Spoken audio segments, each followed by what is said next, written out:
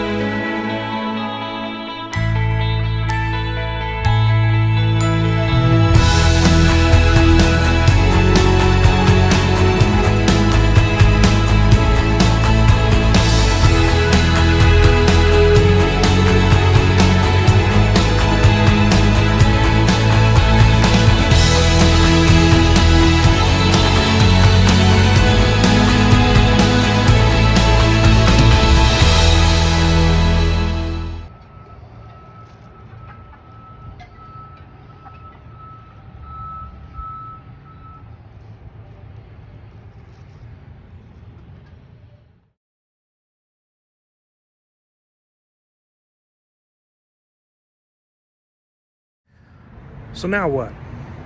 We're going to get into that right now. So some of you may or may not have seen our last video where we picked our corn because we had a snowstorm coming, and it definitely did come. We got about 4 inches of snow, and it was around 20 degrees for a couple days. Anytime you have something like that, summer garden's toast at that point. It came a little earlier than expected. It did catch us off guard, but we were able to harvest pretty much everything at that point. I got about 8 cans of tomatoes. Got to can 8 cans of tomatoes. That's a record for me, considering last year I had 0 cans of tomatoes, so I was pretty happy with this year. What we're going to talk about today is some of the things that I thought we did really well on, and some of the things we'll probably do next year and probably rethink also. Here we go. So as you can see, the corn beds, they are utterly toast. I decided just to rip them up. I'm going to let the chickens dig through them. Let's make some compost out of it. Will I do them again next year? Yeah, absolutely. These did absolutely phenomenal. I think what I'm going to do is switch beds next year and put it where the tomatoes are right now. But we're going to double up on those. Loved having that. Over here, we got cooler weather crops. Now, these things actually did survive pretty well throughout the snow. Kale, definitely I'm going to keep. This one at the very far left, that is the daikon radish. I really want to do those again. I think they were pretty good. Of course, lettuce. Always happy with lettuce. There is our cucumbers. I'm back and forth. I'm on the fence right now with cucumbers because it took so long to get these things going. And right as they were getting to flower and getting ready to take off, the snow hit.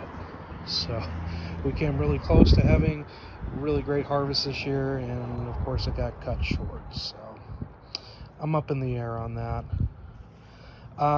This I covered with a clear trash bag during the snow. Man, it flourished. I was really happy to see that. Even the snapdragons, which are my wife's favorite, they normally are about the first ones to go during the frost, but it did not.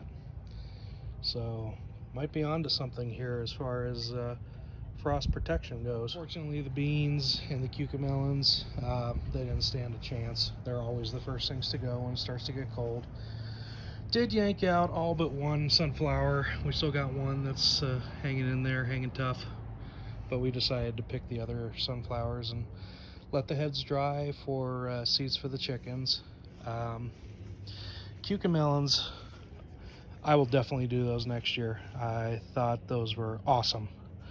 In fact, I'm going to double up on it. Don't think I'm going to do beans next year, to be quite honest. We just didn't eat a lot of them. I just didn't think it was worth it. So I think what we're going to do next year is double the amount of cucamelons and probably have some lettuce in the center like we do right here, or possibly basil as well, because we do like to grow a lot of herbs. We dry those in our dehydrator and use them throughout the year. Well, I'm glad someone got brave to come out. Chickens, just so you know, they are at 17 weeks. We are expecting an egg any day now. It's almost like having a pregnant wife. You're like on standby the whole time going, okay, is today the day? And you anxiously check that nesting box for that first piece of gold. Tomatoes, they're trying to hang on, but I think that cold just did too much of a number on them. Like I said, we were lucky enough to get pretty much all the tomatoes off. There are a few that are left on here, and I'm going to try to see if they'll ripen up. But 8 cans of tomatoes, that is definitely a new record. Will I do these next year? You bet. I did 6 plants this year. I think next year we're going to try to do 8, possibly 10 in the opposite bed. I'm going to try to mix them up. I think I'm going to do half San Marzano and half Amish paste tomatoes, just for the simple fact that we're not really tomato sandwich kind of people. We like to can them, do sauces, salsas, things like that. Give me an idea down in the comments what you guys like to grow for sauce tomatoes. Right now, San Marzanos and Amish paste we were told were the best, but if you guys got a better one, definitely let me know. So welcome to the new compost pile. This thing is going to be torn out completely at the end of the year, and we're just going to do compost in here. Reason being, we're going to start over brand new next year on this. And I think what we're going to do is we're going to put some of the mammoth sunflowers on the back side of the fence. We want to put some dent corn, that's the, you know, non-edible corn, more decorative, or cornmeal corn around that. But we also, I think, are going to try growing more squashes next year. And the big one we're going to try is honey nut squash, which is a hybrid of butternut squash, a little bit sweeter, a lot smaller. But we really want to just fill this up with more space to grow food. I kind of feel like it was wasted a little bit this year. I mean, it was flowers, which is great if you love flowers, nothing wrong with that, but we're kind of to the point now where we don't really want to use any space for flowers. We just want to use it all for food, anything that's edible. So I had someone ask me, so what, how do the containers do? To be honest, awful. They did absolutely terrible. And I've been racking my brain trying to figure out why they did so poorly, and I think I might have an answer. So with containers, you're talking about a 5-gallon bucket. In the summertime here, it gets hot, and I'm talking 90 plus degrees, desert dry hot. So all of that soil dries up really quickly. Now, add on top of that, you have a dark fence where the sun's beating down on it. What happens? Those things get sun scorched and that soil dries out really quickly. So why do I feel that the containers failed? Because they were up against this fence. That was a big one. So what we're gonna do next year, I'm not even gonna put anything over here. I think it's a death sentence for any plant. It's just too hot.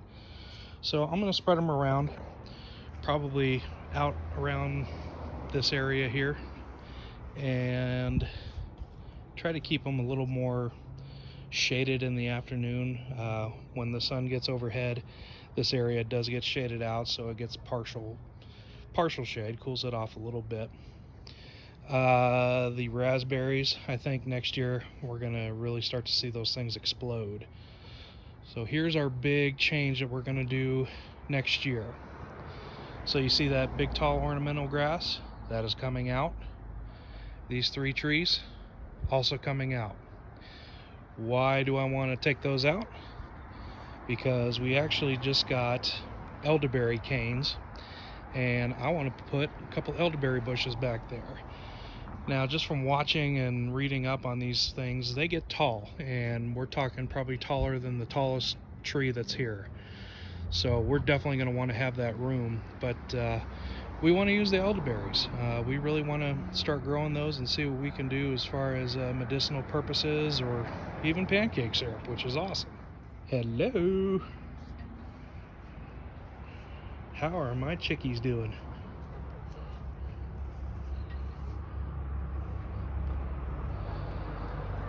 Chickens are so awesome to have, especially at the end of the garden season.